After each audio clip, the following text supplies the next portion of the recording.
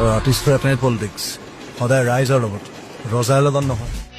আৰ্টিষ্টে politics নকৰে, আৰ্টিষ্টে politics কৰে ৰাইজৰ বাবে। আৰ্টিষ্ট কেতিয়াবা ৰজাৰ লগত নাথাকে।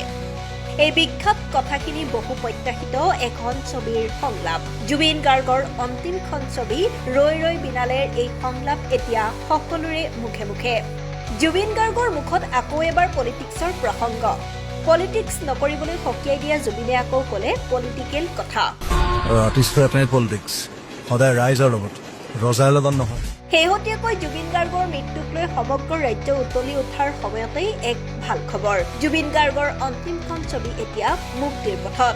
ইতিমধ্যে ছবিখনৰ ট্ৰেইলাৰ মুকলি কৰা হৈছে। ইপিনে ন্যায় বিচৰা যুঁজখন যেন ৰাজনীতিয়ে ঘেৰি ধৰিছে।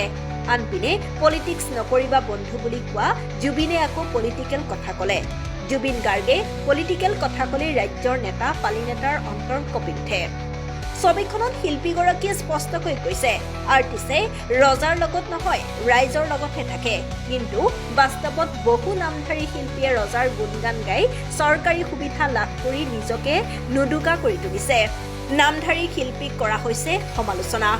ৰাইজৰ মৰমেৰে শিল্পী হোৱা সকলো আজি ৰজাৰ ভিত্ৰ। ৰৈ ৰৈ বিনালেৰ কাহিনীয়ে হয়তো বহুতৰ মন মগজুত এতিয়া ক্ৰিয়া কৰিব। প্ৰাণৰ শিল্পীগৰাকীৰ সকলো কথাই এতিয়া বাণীৰ হোৱাৰ পথত আছে। ইয়াৰ পাছতেই ট্ৰেইলাৰত মুকলি পোৱা সংলাপে ৰাজ্যত আনিছে ধুমুহা। News desk report for national Assam.